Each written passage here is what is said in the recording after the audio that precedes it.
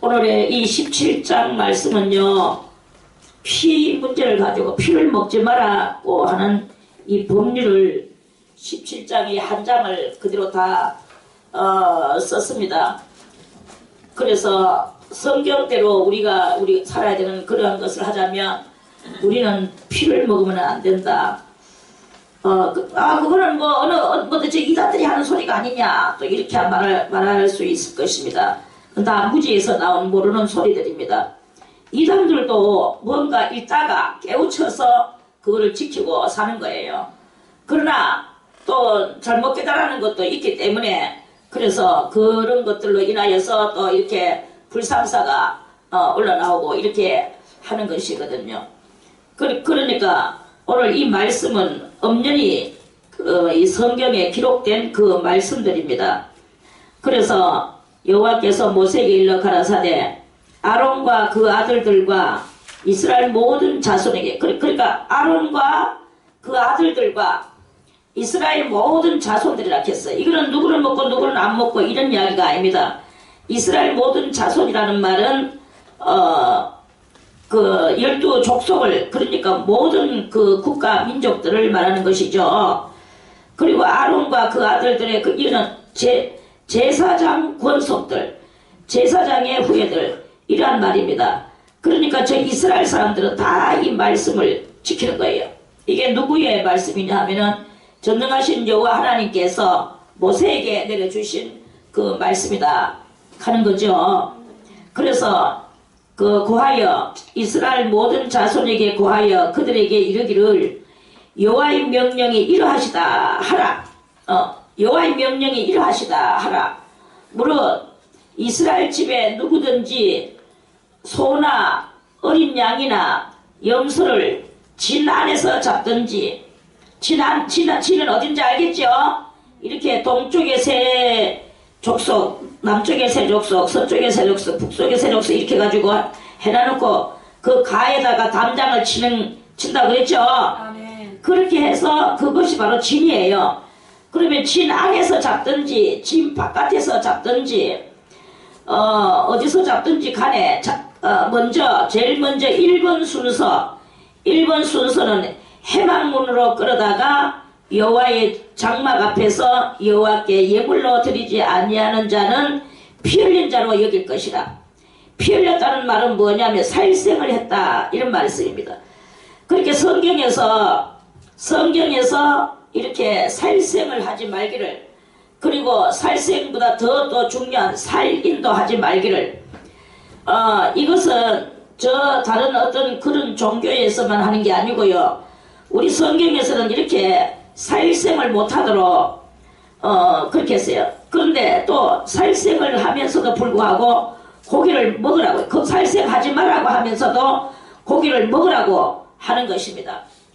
그러니까 우리는 좀 알아야 될 필요성이 있는 것은 저 불교에서는 살생을 합니까? 안 합니까? 살생을 안 하려고 그러죠. 안 하려고 해가지고 어떤 스님은 길을 댕기면서 항상 이 지팡이를 짚고 땅바닥을 땅땅땅땅 두둥기면서 길을 갑니다. 그럼 왜 그렇게 하느냐 하니까 자기가 가다가 발로 그 벌레들이나 이런 그 벌레들을 밟으면 그것들이 자기 발밑에서 죽는다 이거예요. 그러면 살생이 된다고. 그래서 지팡이를 가지고 먼저 따닥따닥 두둥기고 길을 가는 거예요. 계속 땅바닥에 지팡이로 떠둥떠둥 두둥기면서 가. 왜 두둥기느냐? 벌레들이 알고 살기 하여 도망찡겨서 밟히지 않고 도망가도록 하기 위한 그 신호로 그렇게 한대요. 그러나 그들은 또 뭐 어떻게 합니까? 그래서 살생도 안 하고 아예 고기조차도 안 먹어요.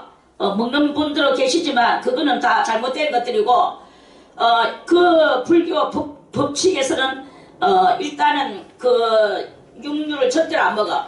뭘 먹느냐? 먹는 것은 채소류만 먹는 거예요. 그렇게 초식 그것만 하면서 이렇게 하는데, 그런데 하나님께서는 그렇게 하지 않고, 자, 지난번에 우리 읽었던 것을 다시 찾아서 읽어보겠습니다. 창세기 창세기 9장을 보겠습니다. 이것들 걸 계속 찾아서 읽어봐야 됩니다. 자, 창세기 9장에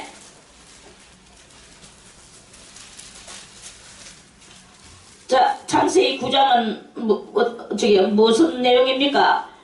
노아 홍수가 끝나고 이 세상에는 누구만 있었습니까? 사람은 노아의 식구 8식구밖에 없었어요. 그래서 노아의 식구 8식구를 보고 하나님께서 이렇게 말씀하십니다. 9장 1절에 하나님이 노아와 그 아들들에게 복을 주시며 그들에게 이르시되 뭐라고 말씀하셨습니까? 1번 생육하고 번성하여 땅에 충만하라. 여기 하나님의 사랑의 명령이세요. 그리고 땅의 모든 짐승과 공중의 모든 새와 땅에 기는 모든 것과 바다의 모든 고기가 너희를 두려워하며 너희를 무서워하리니 이들은 너희 손에 붙이었습니다. 누가 붙였다고요? 하나님께서 이 모든 짐승을 땅의 짐승과 물속의 짐승과 공중의 짐승들을 다 사람들한테 붙였어요. 왜 붙였느냐? 붙였는 이유는 사람들이 생육하고 번성하고 살아야 되는데 이 죄가 노아의 홍수로 인하여 죄 짓는 사람들은 다 죽었지만 그렇다고 노아의 식구들도 죄가 하나도 없는 것이냐? 노아의 식구들도 죄성이 있는 거예요. 그래서 이 노아의 식구들은 아버지가 방주를 만들어 놓고 하나님의 명령이다 하니까 믿고 들어와서 그들은 믿음은 있어요. 믿음은 있지만 믿음으로 인하여 죄가 아직까지 사해진 상태는 아니다 이거야. 그러니까 그들도 계속 앞으로 죄를 지을 수 있는 여건이 있다 이 말입니다. 그래서 나중에 누가 먼저 죄를 지었습니까? 노아의 그 셋째 아들, 둘째 아들인지 셈, 함, 야벳, 둘째 아들이네. 그 둘째 아들이 아버지가 포도주에 취해서 빨가벗고 둘러보 잠자고 계실 때 나와가지고 그거를 자기가 몰래 싹 아버지를 덮어놓고 나오고 아무 소리도 안 했으면은 아무 이상이 없었을 건데 나와가지고 저거 형제들한테 형하고 동생한테 키득키득 하면서 아버지 빨가벗고 죽으신다 하고 나와가지고 이렇게 했는 이것이 바로 범죄한 것이다 이거예요. 그 이야기 다 알죠? 그래서 그게 범죄했는 것으로 인하여 또 그것만 범죄했는 것이 아니고 성경에 세세히 뭐 그런 건 안 했지만 이 이 사람들은 포도주를 먹기까지 포도주에 왜 취했느냐? 포도주에 아버지가 취하기까지는 아들들이 아버지가 가서 포도나무를 키워라 했는데 포도나무에는 그름을 뭘 줘야 되느냐? 양의 오줌을 갖다 줘야 되는 거예요.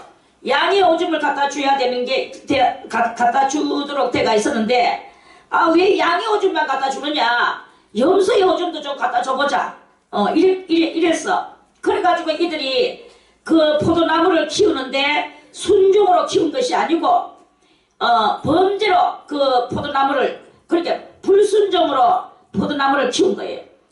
그러니까 염소의 오줌을 그름으로 받아들여가지고 열매를 맺은 이 포도를 따서 그 포도를 가지고 포도주를 만들어서 먹었는데 옛날에 양의 오줌을 가지고 했을 때는 그 포도주가 아주 맛있고 우리가 생각하지 않던 그런 아주 진짜 맛있는 그런 포도주예요. 그런데 염소의 오줌을 가지고 이 포도나무를 키워서 포도주를 만들어서 이걸 먹고 나니까 아버지가 제일 먼저 잡쌌겠지 어른이니까. 그래서 아버지가 그걸 잡수고 그때 대발에 취했는 거예요. 취해가지고 자기가 뭐 옷을 입었는지 벗었는지도 모르고 아버지가 그렇게 두르고 주무셨어. 그러니까 또 거기에서 또 이 아들은 또 동생하고 형한테 나와가지고 키득키득키득 이렇게 하면서 아버지가 빨가벗고 주무시는 것에 대해서 동네방네 나팔을 불었어요. 이게 바로 이들의 범죄함입니다. 노아 홍수 이후에 지었는 이런 여러 가지의 범죄예요. 그래서 오늘날 이렇게 그 술들이 술들이 지금 나와서 많은 사람들의 영혼을 장악하고 영혼을 망치고 있는 게 바로 이 술입니다. 그래서 술 먹는 사람들은 대충 보면 처음에는 사람이 술을 먹어. 그 다음에 술이 술을 먹어. 그 다음에 술이 사람을 먹어요. 그 사람은 술한테 잡혀 먹혀버리고 말아버립니다. 이러면은 그 영혼이 망치고 술이 어딨느냐, 내가 또다시 찾겠노라 이러면서 술 취하는 사람은 계속 이 술에서 술마귀가 그 속에서 활동을 하고 그 속에 술마귀가 그 몸에 거대한 몸보다도 더 큰 거대한 마귀가 들어앉아가지고 계속 이 술을 땡기게 만드는 거예요. 그래서 이 사람들은 술마귀가 들어간 사람들은 술이 땡기는 것은 지가 땡기는 게 아니고 그게 바로 마귀가 그 속에서 땡겨내고 있다 하는 말씀입니다. 성령을 받았는 사람은 성령의 뜻을 따라서 살고 술마귀를 받았는 사람은 술마귀의 뜻을 따라서 사는 거예요. 이거는 보이지 않는 것 같이 여러분들이 알지도 못하지만 이거는 너무나 보이는 것이고 너무나 엄연한 이 실상황이라는 것을 우리가 알아야 되는 것입니다. 그래서 이 믿음으로 다 이 말씀을 듣고 그래서 이들이 이제 살생을 하면 안 되는 상황입니다. 그럼에도 불구하고 하나님은 또 고기를 먹으라고 하는 거예요. 그러니까 이것을 성경을 읽고 온전히 깨닫는 사람은 지금 우리가 범죄한 삶을 살고 있을 때 만약에 초식을 하면서 채식만 하고 산다면 우리는 이 몸이 이 지탱을 못하고 그 죄로 인하여서 이겨내지 못하고 우리는 그대로 단명을 하면서 빨리 죽어버리고 말아버립니다. 그래서 이것은 무슨 뜻이냐, 이열치열에 있는 그런 한 뜻을 그것을 우리가 말씀하는 거예요. 하나님께서 그 이열치열이다, 범죄한 인생이 범죄를 해야만이 거기서 힘을 얻고 사는 것이다, 이 말씀이에요. 무슨 뜻인가? 짐작이 가시는 분만 손들고 아멘. 그래서 범죄한 인생은 범죄를 함으로써 거기서 범죄가 도리어 자기의 양식이 돼가지고 이렇게 삽니다. 그러나 그 범죄함으로 말미암아 그것은 지옥 가는 그런 것밖에 안 돼.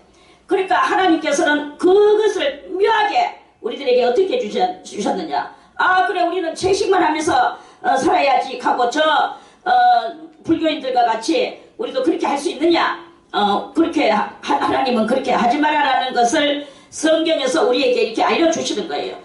그래서 범죄한 인생은 제 가운데서 죽을 수밖에 없는 그러한 상황에서 거기에서 고기를 먹어야만이 이 범죄한 그것을 지탱하며 사는데, 거기에서도 하나님의 법을 지키면 묘한 법이에요. 그래서 하나님은 우리들에게 깨닫게 해주시는데 뭘 깨닫게 해주시느냐, 그 짐승들은 다 생명이 어디 있느냐, 피에 있다. 그러니까 너희들은 피를 먹지 말아라. 그리고 몸뚱아리에는 그게 생명이 있느냐, 몸뚱아리에는 생명이 있는 게 아니다. 그래서 몸뚱아리 생명이 없는 줄 알고 뭐 다이어트 한다고 살 뺀다고 해도 그게 범죄에 들어가고 뭐 그런 게 되겠습니까? 그것은 아무 그게 없고, 그러나 피를 가지고 우리가 장난질을 치면 그러면 그것은 범죄한 영혼이 될 수밖에 없는 것이다, 이런 말씀이에요. 그래서 우리는 모든 짐승을 잡아서 먹되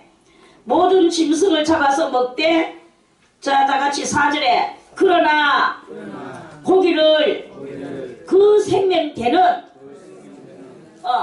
피체, 자, 피는 뭐예요? 생명이 되는 것이라고 그랬잖아요. 피체 먹지 말 것이니라. 내가 반드시 너희 피 곧 너희 생명의 피를 찾으리니, 짐승이면 그 짐승에게서, 사람이나 사람의 형제면 그에게서 그의 생명을 찾으리라. 사람도 죽여요. 식인종들은 사람도 잡아서 먹습니다.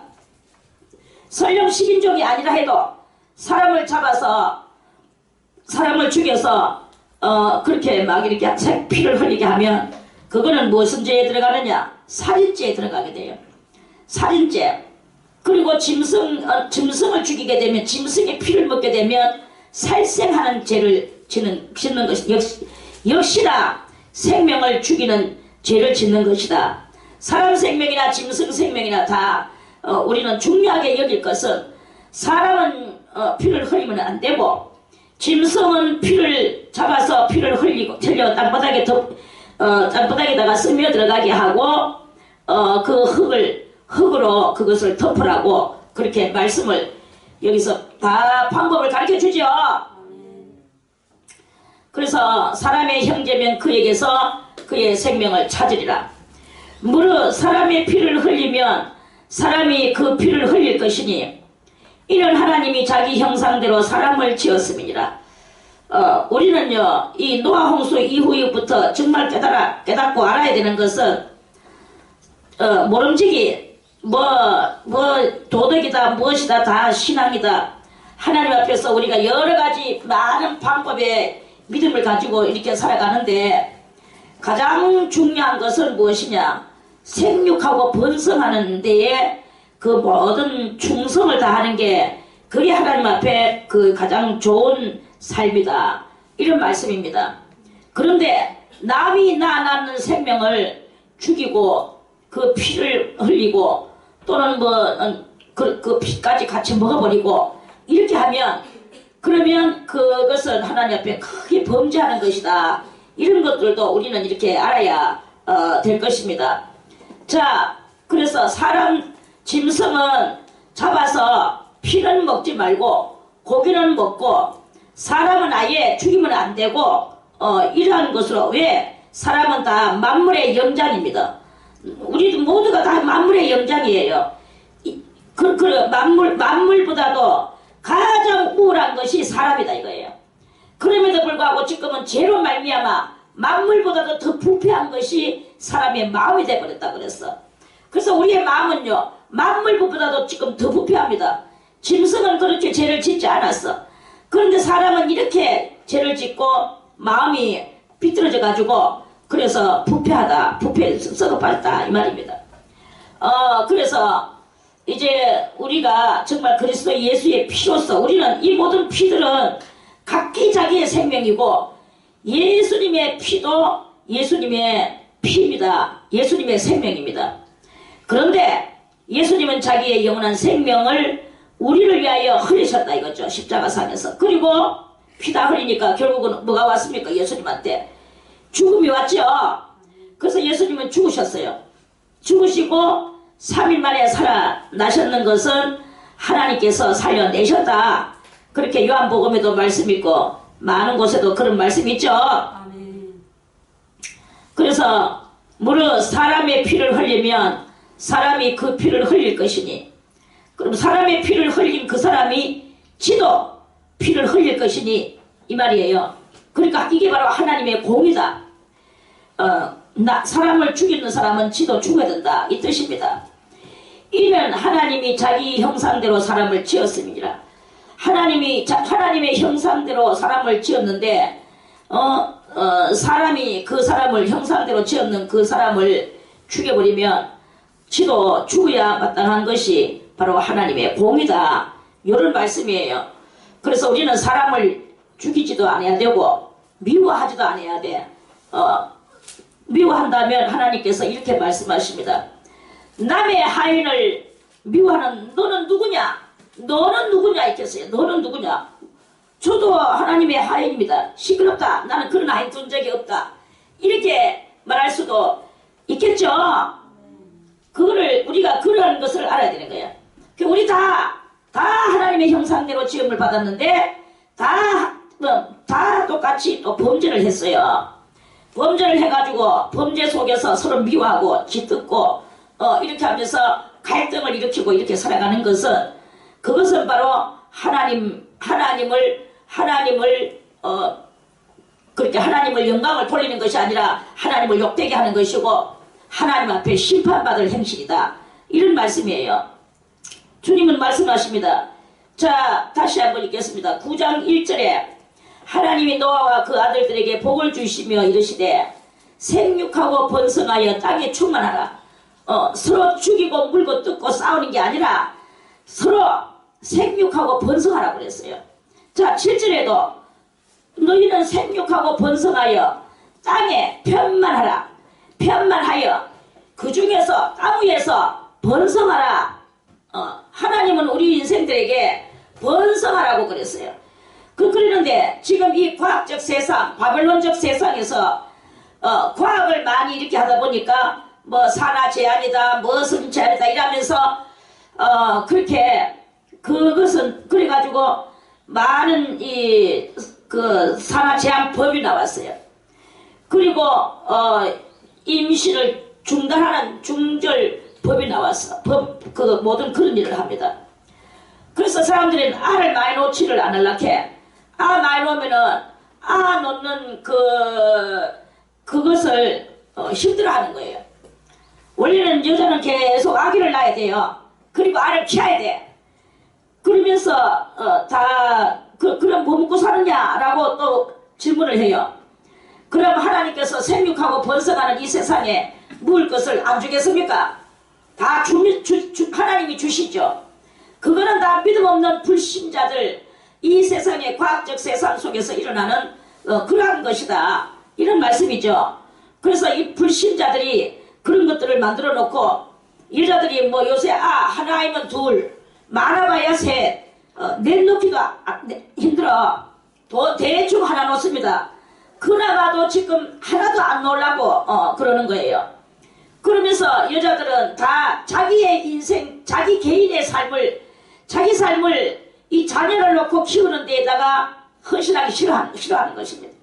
싫어하고 그저 하나 둘 놓고 그 아들 뭐 공부 열심히 가르치고 그리고 남는 시간에 자기들은 사회생활을 하려고 사회로 번성돼가지고 번져져서 나오게 됩니다. 원래 남자들은 이마에 땀을 흘려서 이 가족들을 돌보게 하고 여자들은 아이 놓고 남편의 위안거리가 남자는 여자가 없이는 살아가기가 참 힘들어요. 지금은 여자 없이도 살아가기가 잘 이렇게 좋은 세상이 왔는데요. 실상은 이거는 좋은 세상이 아닙니다. 여자가 그 남편에게 그 사랑과 또는 그 모든 그 보필과 말해서 그 인간 비서 노릇을 하면서 서로 이렇게 힘을 합쳐서 그러면서 그 아이를 이루는 하나님은 이 다자녀 가족을 하나님은 그것을 축복을 하신다. 이런 말씀이에요. 그래서 주님은 다자녀 가족을 원하시는데 인간들은 다자녀가 아니라 소자녀 하든지 아니면 아예 안 놓든지 요새는 뭐 그렇게 삽니다. 그래가지고는 뭐 돈 몇 푼 있으면은 저 이마트에 가가지고 뭐 해놨는 거 사다 먹고 남자 없어도 되고 여자 없어도 되고 서로 이렇게 사는 아주 무심하고 외롭고도 독자 노선적 삶을 사는 거예요. 그 독자 노선적 삶을 살면서 거기서 하나님을 찾느냐? 그것도 아니야. 다 인간의 그 악성 본성을 가지고 그렇게 사는 거예요. 그 상대방이 결혼했는데도 죽었으면 어쩔 수 없지만 안 죽었는데도 결혼하는데 정략 결혼을 한다든지 아도 안 낳는다든지 살아보고 네가 좀 괜찮으면 내가 결혼할 것이고 안 괜찮으면 뭐 빠이빠이 할 것이고 이 지조관념이 없는 거예요. 지조관념이 없고 정조관념이 없어. 그저 이 남자 저 남자 이 여자 저 여자 서로 배반하고 배신하고 이렇게 하면서 이렇게 살아가는 것을 그게 바로 이 엄청난 죄악이 지금 이렇게 이 세상에 번성되죠. 죄악이 번성되고 하나님의 형상이 번성되는 것이 없다. 이러한 그러한 세상이 이렇게 왔다라는 것을 말씀을 보면서 우리는 알아낼 수가 있습니다. 자, 그래서요 하나님이 노아와 그와 함께한 아들들에게 일러 가라사대 내가 내 언약을 너희와 너희 후손과 자 보세요. 너희와 하는 것은 이 8식구입니다. 노아의 부부와 세 아들과 세 며느리 8식구와 그때 내가 내 언약을 너희와 이 8식구와 너희 후손과 또 너희와 함께한 모든 생물 곧 너희와 함께한 새와 육축과 땅의 모든 생물에게 세우리니. 그러니까 사람이 어떠하면요 삼남만상도 어떠해요. 짐승도 그렇고 사람이 짐승을 잡아먹기 전에는 짐승들이 사람을 두려워하지 않았어. 반대로 도리어 침묵했죠. 침묵. 그런데 이 노아의 그 홍수 이후에 하나님께서 그렇게 모든 짐승들한테 이렇게 해서 이때부터 뭐가 일어났느냐, 약육강식 시대가 생겨나진 것이다. 그래서 지금 현재 우리가 살고 있는 이 시대는요 약육강식 시대예요. 이 약육강식 시대에 내가 너희와 언약을 세우리니 다시는 모든 생물을 홍수로 멸하지 아니할 것이라. 땅을 침몰할 홍수가 다시 있지 아니하리라. 하나님이 가라사대 내가 나와 너희와 및 너희와 함께하는 모든 생물 사이에 영세까지, 영세는 뭡니까? 영원한 후세, 그때까지 세우는 언약의 증거는 이것이라. 그러니까 아예 내가 내 무지개를 구름 속에 두었나니 이것이 나의 세상과의 언약의 증거니라. 내가 구름으로 땅을 덮을 때에 무지개가 구름 속에 나타나면 내가 나와 너희와 및 혈기 있는 모든 생물 사이에, 그러니까 사람과 하나님과 또 이 생물과 이 3대 사이에 내 언약을 기억하리니 다시는 물이 모든 혈기 있는 자를 멸하는 홍수가 되지 아니할지라. 무지개가 구름 사이에 있으리니 내가 보고 나 하나님과 땅에 물어 혈기 있는 모든 생물 사이에 된 영원한 언약을 기억하리라. 하나님이 노아에게 또 이르시되 내가 나와 땅에 있는 모든 생물 사이에 세운 언약의 증거가 이러하니라. 이러면서 그렇게 이제 언약을 주셨어요. 주셔서 사람들이 이렇게 고기를 먹어도 피를 먹으면 안 된다고 이렇게 말씀을 주셨습니다. 자, 그러면 그거는 창세기에 있는 아주 구약의 오래된 전설 같은 이야기 아닙니까? 지금은 현대 신약시대입니다 라고 말을 또 하겠죠. 자, 그러면 우리 다시 한번 말씀을 찾아서 보겠습니다. 사도행전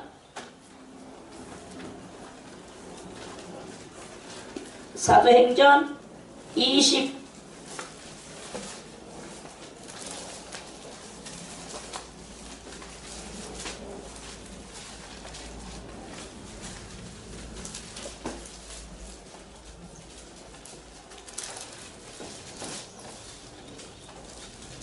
잘못 말했습니다. 잠깐만, 그 말씀이 어딨지? 사도행전 20 몇 장이고, 잠깐만.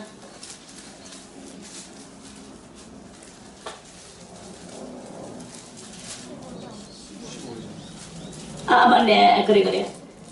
사도행전 15장. 너무 많이 나갔죠?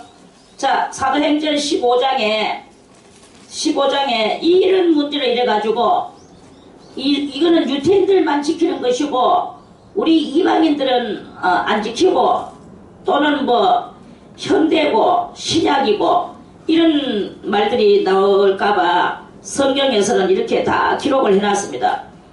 그래서 이때는, 사도행전 때는 예수님은 벌써 이미 우리를 위하여 죽으시고 또 3일 만에 살아나시고 제자들이 보는 가운데 구름 타고 올라가고 난 이후 이 제자들이 아시아로 막 전파를 하러 다닐 때 많은 이방인들이 하나님 앞에 돌아왔죠.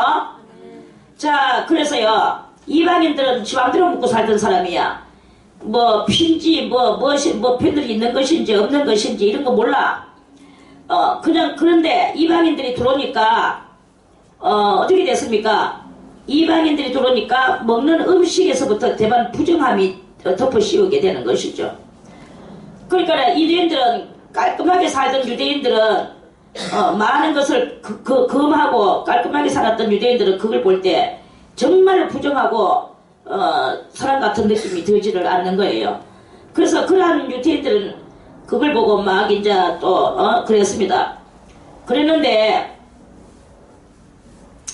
자 하나님께서는 이렇게 보시는 것이죠. 내가 성령을 부어주고 내한테 오는 그들을 부정하다고 생각하지 말아라. 그리고 너희들은 이러한 15장 한 장을 다 읽어야 되는데요. 그냥 시간상 19절부터 읽어보겠습니다. 그러므로 이제 여기에 이 무슨 회의가 열려졌어요. 시온회의. 이들을 어떻게 할까요? 지 맘대로 먹고 할례도 안 받았고 이 사람들은 성령 하나 받았다고 이렇게 구원받다고 사는데 이건 어떻게 할까요? 그래서 그걸 가지고 여러 각도로 의논하다가 이제 의논 속에서 그러므로 내 의견은 이건 야고보의 의견이죠. 내 의견에는 이방인 중에서 하나님께로 돌아오는 자들을 괴롭게 말고 다만 이제 여기서 이제 이 법이 지어지는 거예요. 이제 더 걸러내는 법을 구약에서 먹지 않는 그것을 더 걸러내는 거. 다만 뭘 해야 되느냐? 우상에 더러운 것과 그렇게 우상에 더러운 것은 뭐예요? 제사 음식이죠. 제사 음식과 그리고 음행은 무엇입니까? 성욕. 그리스도인들은 모름지기 성욕을 절제를 해야 돼요. 그래서 막 이게 상대방이 남자인지 여자인지 동성연애인지 이성연애인지 아무것도 그냥 막 갖다 이렇게 하는 삶을 하나님께서는 완전히 제재하시는 거죠. 음행과 목매어 죽인 것과 목매어 죽인 것이 뭡니까? 목매어 죽이는 것은 대충 개를 목매어서 죽이죠. 죽인 것과 그리고 다같이 이 피를 멀리하라고 편지하는 것이 가하니 이래가지고 이제 여기 가결됐어요. 가결돼가지고 그거를 편지를 써서 법을 만들어 놓고 이제 편지에 이렇게 썼습니다. 그래서 24절에 이제 편지에 들은즉 우리 가운데에서 어떤 사람들이 우리의 시킨 것도 없이 그렇게 본부 총회에서 시킨 것도 없이 나가서 말로 너희를 괴롭게 하고 마음을 혹하게 한다 하기로 괴롭게 하고 마음을 혹한다. 너희들도 할례 받고 너희들도 음식 다 조절해라. 이렇게 하면서 혹하게 한다 하기로 그래서 우리가 회의를 열었다.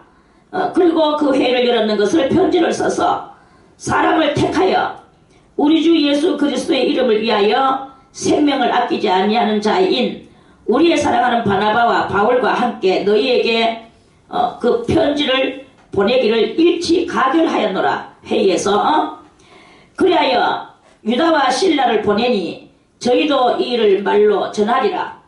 자, 그러면 그 내용이 무엇이냐? 성령과 우리는 이 요긴한 것들 외에 아무 짐도 너희에게 지우지 아니하는 것이 가한 줄 알았노니 우상의 제물과 1번 우상의 제물 제일 중요한 건 우상의 제물을 먹지 말아요. 두 번째 피를 먹지 말고 세 번째 목매어 죽인 것을 먹지 말고 그리고 음행 성욕을 절제하라. 음행을 멀리 할지니라. 그리고 이에 스스로 그러면 내게 있는 것을 다 먹어도 먹지 말라고 하는 것을 다 먹어도 될까요? 하고 말할 때 그거는 법적으로는 말하기 좋지 않지만 성경을 읽다가 나도 그렇게 살고 싶다. 나도 이런 모든 것을 절제하며 안 먹으며 깔끔하게 주님 앞에 하면서 내 영혼을 맑게 하면서 살아보고 싶다. 생각되는 사람은 스스로 그것을 삼가하는 거예요. 안 먹는 거예요. 그러면 잘 되리라. 뭐가 잘 돼? 영혼이 너희의 신앙이 잘 되리라 이 말입니다. 그리고 평안함을 원하노라 하였더라. 이렇게 해서 이때 이제 여기 바로 신약 성경에서 그것입니다. 그렇게 무상의 제물과 피와 목매어 죽인 것, 요 세 가지는 완전히 법칙이다. 그리고 음행도 멀리해라. 만약에 그 성욕으로 인하여 죄를 지을 것만 거들라 그러면 결혼을 해라. 만약에 마누라가 죽었느냐 남편이 죽었느냐 그러면 상대가 없느냐 그러면 재혼을 해라. 차라리 재혼하고 거기서 그 문제를 해결하고 하나님 앞에 간음죄를 저지르지 않는 것이 그것이 맞다라고 디모데서에서 또 그렇게 말씀을 했습니다. 자, 깨닫는 이해한 시간들이 되시기를 바라겠습니다. 자, 그리고요 다시 이제 레위기 17장에 와서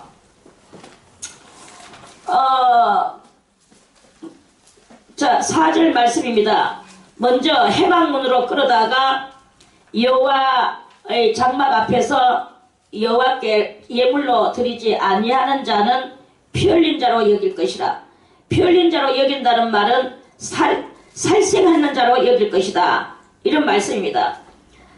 이런 모든 법들이 세상에서도 이 성경에서 이 법을 다 땄어요. 그래서 세상 사람들도 아무 데서나 이렇게 짐승을 잡고 이렇게 하던 시대가 다 지나가고 법을 만들었어. 무슨 법을 만들었습니까? 국가에서 지정해서 세워놓은 도살장을 만들었어요.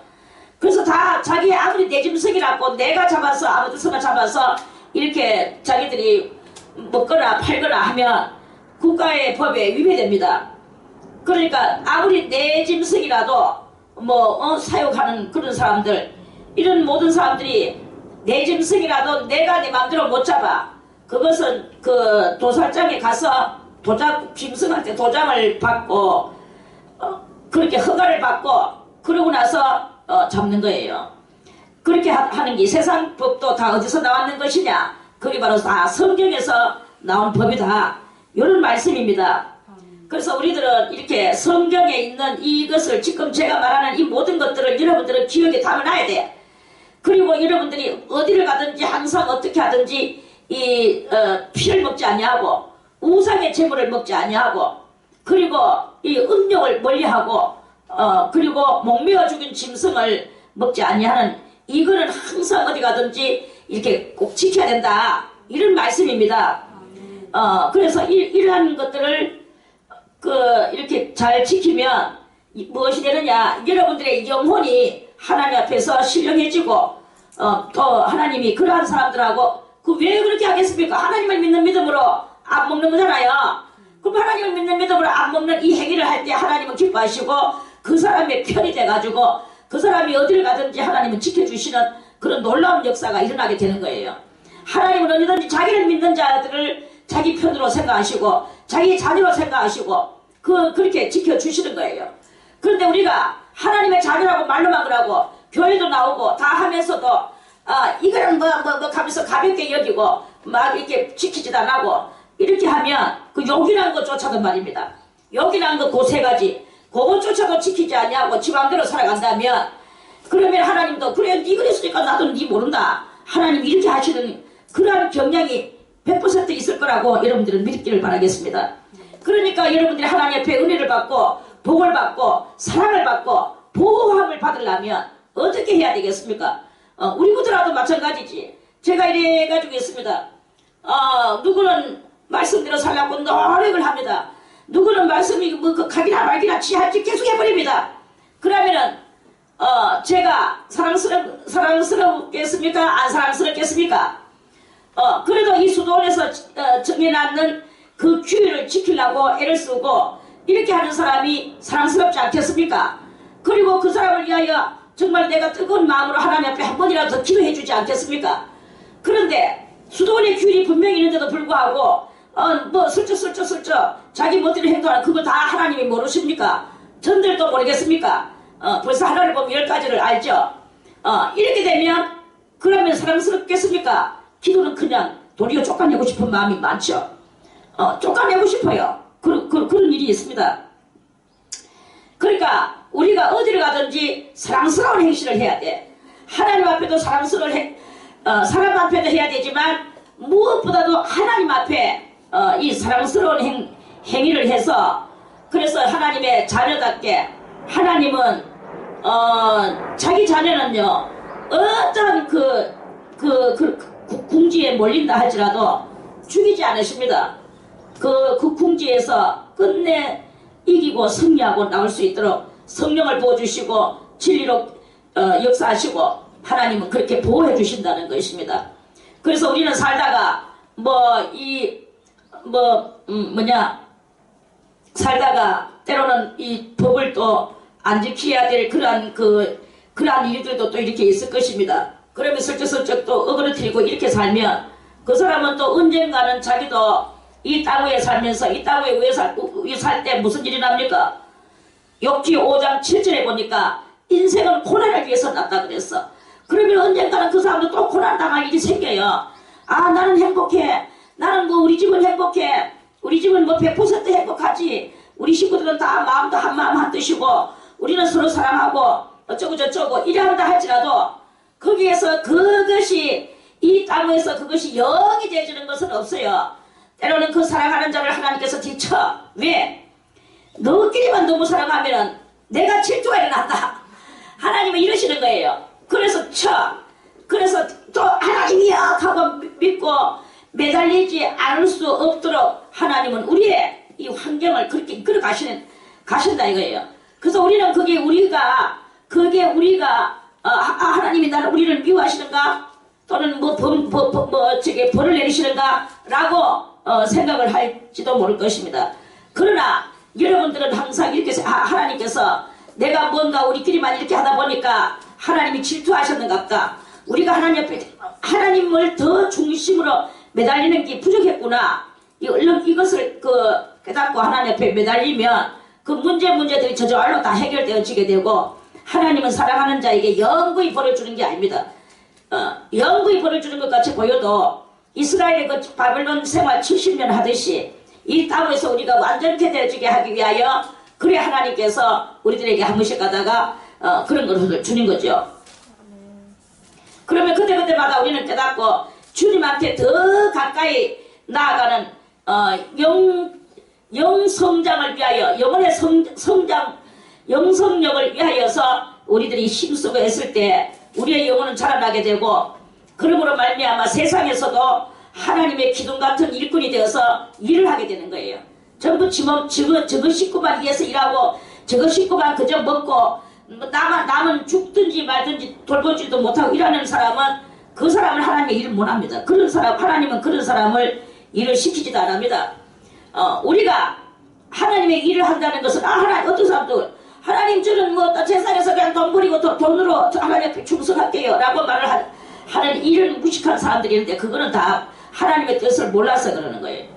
우리가 구원을 받았는 자는 다 누구든지 하나님의 일을 한 번쯤은 해봐야 되는 거예요.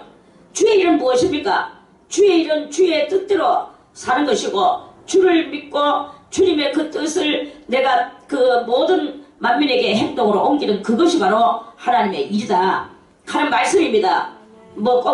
싹쓸 받고 일을 하고 싹 없이만 일 안 하고 이라는 것은 그건 다 육적인 정신의 그 소유자들이 하는 소리죠. 사상이죠. 자, 그래서요, 자, 4절 다시 읽겠습니다. 먼저, 해망문으로 끌어다가 여호와의 장막 앞에서 여호와께 예물로 드리지 아니하는 자는 피 흘린 자로 여길 것이라. 그가 피를 흘렸은즉 자기 백성 중에서 끊쳐지리라.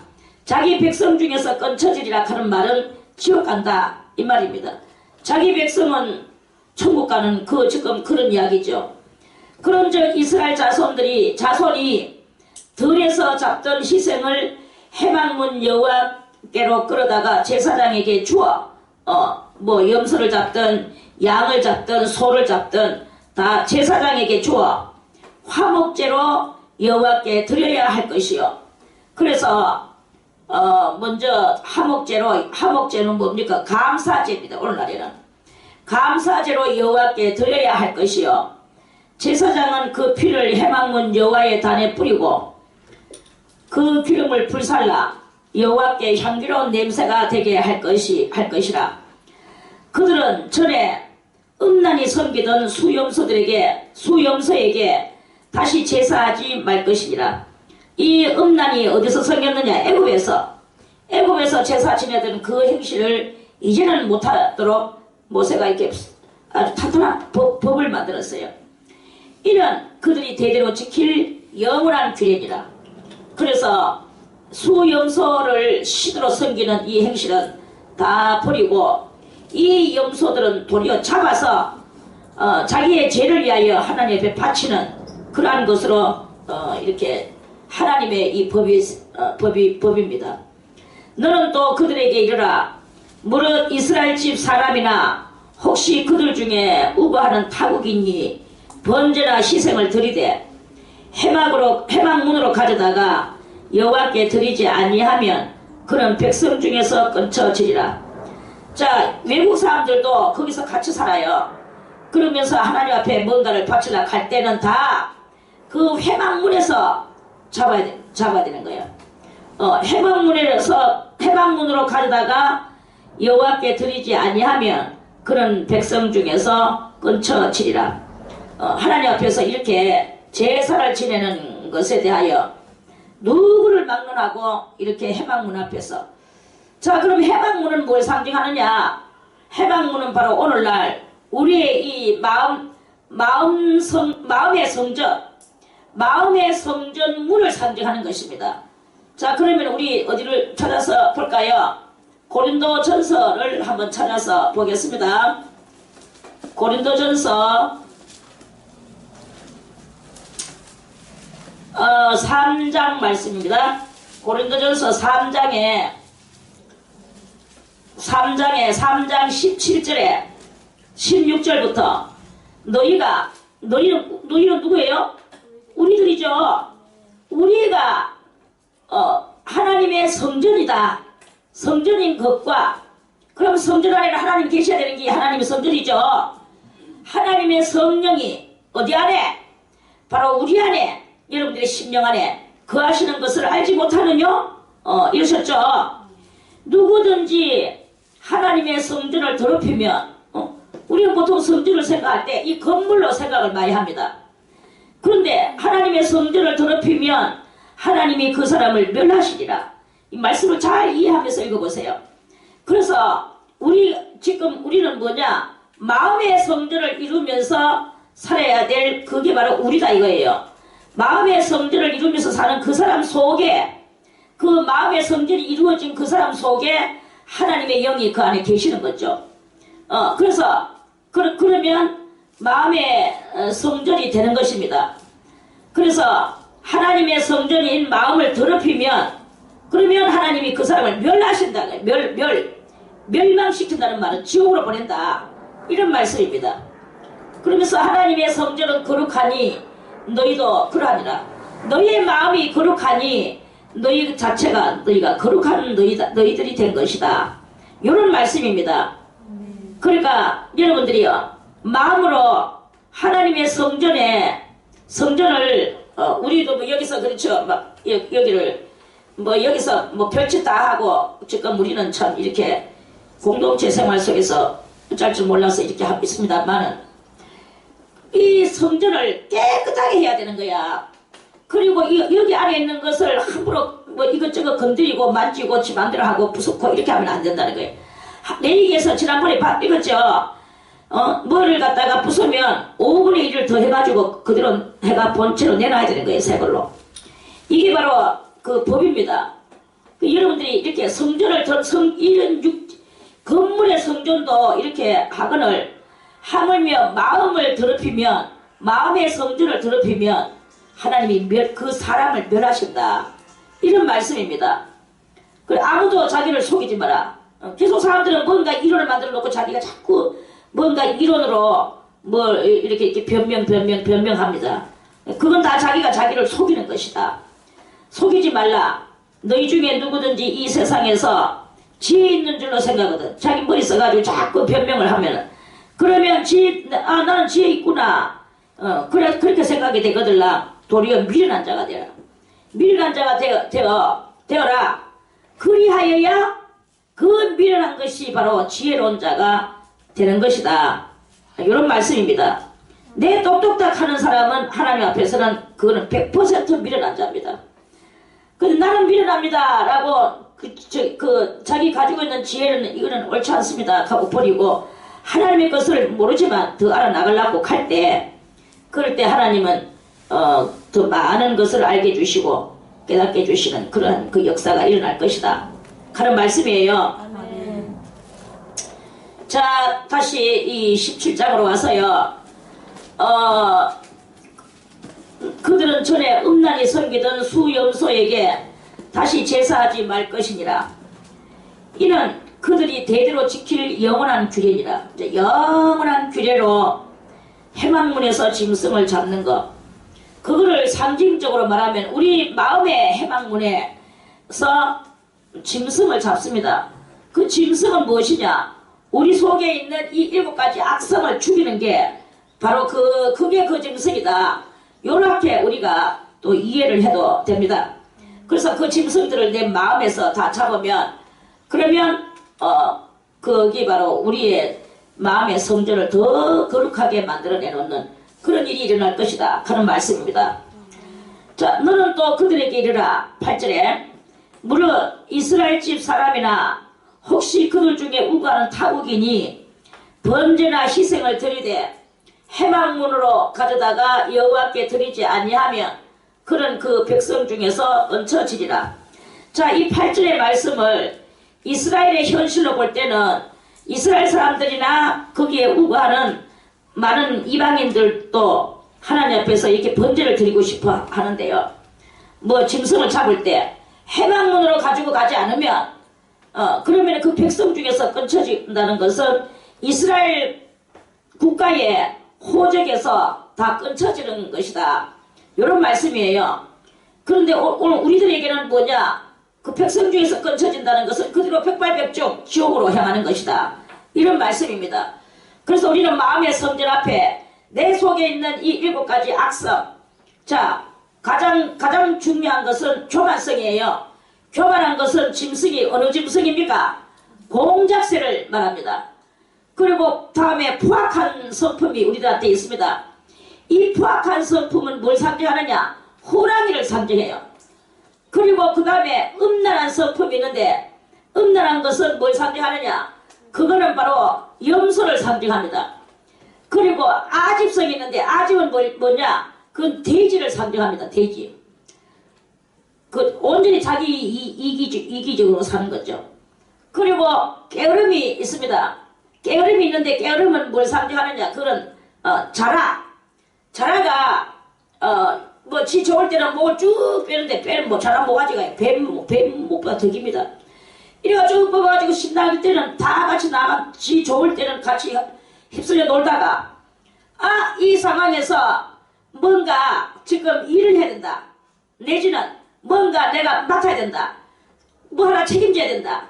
이럴 때는 자라 모가지가 쏙 들어가가지고는 동그란 한 덩어리에 딱딱한 그것이 되듯이 아예 이 사람은 평소에는 잘 먹는 것이나 뭐 좋은 일이 있을 때는 나와가지고 꼭 나와가 다 먹습니다. 그래놓고 뭔가 이렇게 좀 어려운 일이 있어서 책임 감당을 해야 되는 그러한 것이 이 공동체 안에 있으면 어디 갔는지 흔적도 안 보여. 이렇게 되는 요게 무엇이냐? 그게 바로 자라와 같은 그런 것이다. 그런 말씀이죠. 그래서 이런 모든 것들을 어디서 잡아야 되느냐?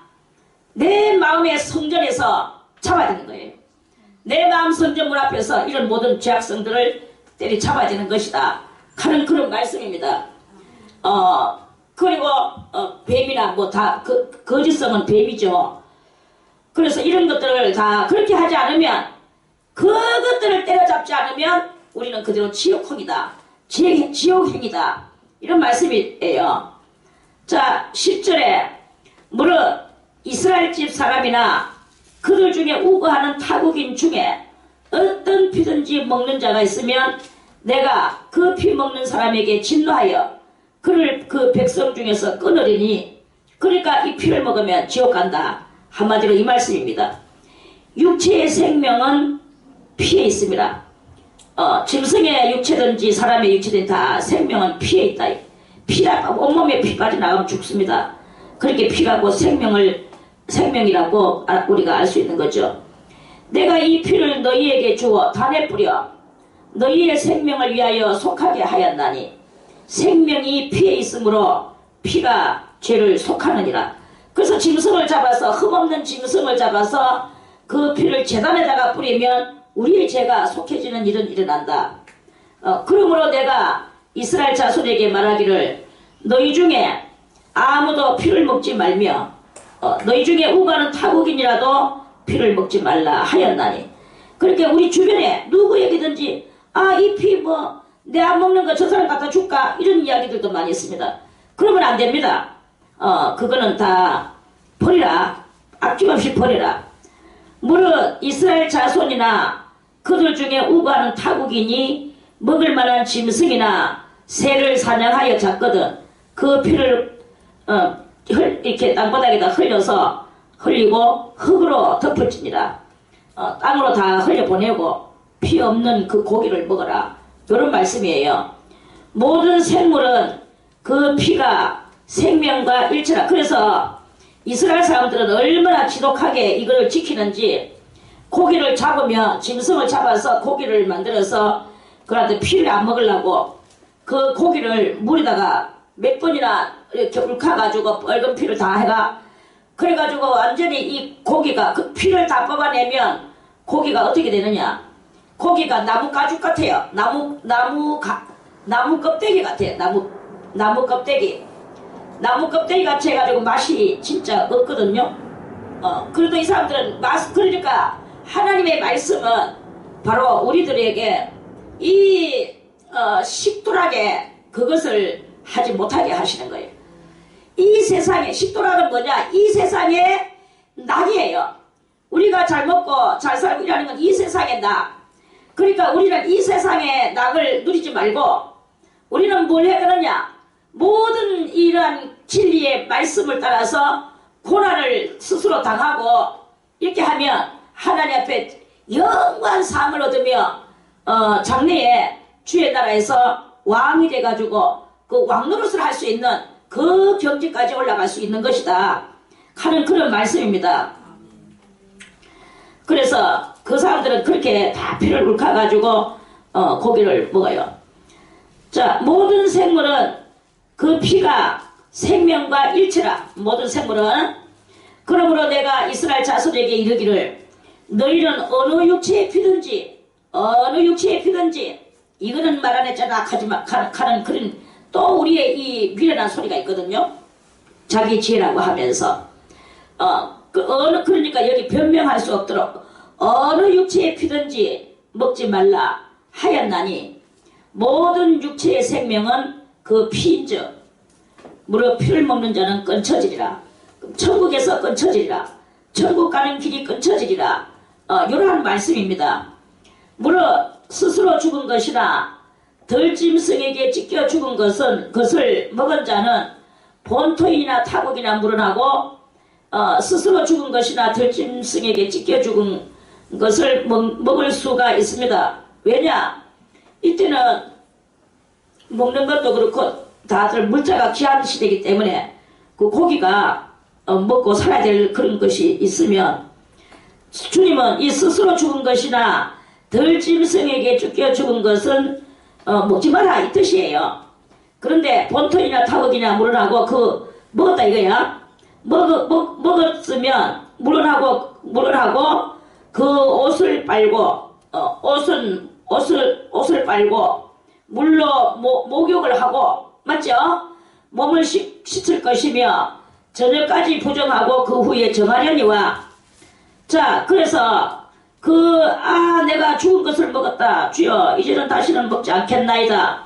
그리고 행위를 회개하고 다시는 안 먹으려고 결심하고 그리고 마음을 회개하면 그러면은 저녁까지 부정하고 그리고 그 후에는 이제 다음날 되면 정하려니와. 그런데 피 먹은 것도 아니고 죽었는 고기 먹었는데 이러면서 이렇게 하는 것은 그가 빨지 아니하거나 몸을 물로 씻지 아니하면 죄를 당하리라. 죄를 당한 죄가 있다 이 말입니다. 그렇다면 이건 무엇이냐? 저는 여러분들에게는 이렇게 이야기를 해드리고 싶어요. 항상 우리는 사망의 권세를 거부하라.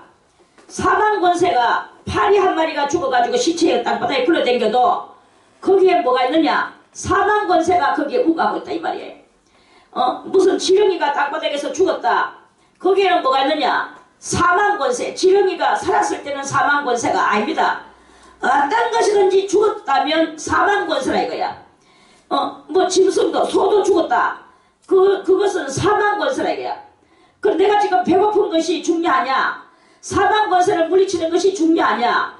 어느 것을 더 개념 있게 우리가 하나님 앞에서 정결한 삶을 사는 것이냐? 이러한 것들을 우리 속에서 스스로 개선하고 우리가 아는 행실을 이렇게 할 때, 그럴 때 하나님께서 그 사람에게 굶어 죽이는 일을 안 합니다. 더 많은 복을 주시고 신령한 복을 주시고 많은 길을 열어주시는 놀라운 축복이 거기에 있게 되고 하나로부터 많은 위로와 또 능력과 그 존귀함이 따르게 되고 절대로 굶어 죽는 일이 없습니다. 존귀한 사람이 어떻게 굶어 죽습니까? 쌍스러운 사람이 굶어 죽는 거죠. 그러니까 우리가 존귀한 영혼의 존귀함에 신앙의 존귀함에 그렇게 들어가기 위하여서 존귀한 것은 뭐냐? 생명보다 더 존귀한 것은 없습니다. 그래서 우리가 이 생명 권세를 가장 중요하게 여기고 그렇게 하나님 앞에 살라고 노력할 때 그때 정해지는 그런 은혜가 일어나고 많은 은총이 내려오게 된다 하는 그런 말씀입니다. 죄를 당하는 무식한 행실을 하지 말고 하나님 앞에서 우리가 개념 있는 신앙생활을 해서 주님의 칭찬받고 또 많은 은혜와 은사와 성령의 충만함과 그리고 이 땅 위에서도 많은 존귀한 삶을 그렇게 사는 우리들이 다 되시기를 바라겠습니다. 자, 이렇게 해서 17장 끝났고 내일 18장 말씀을 또 드리겠습니다.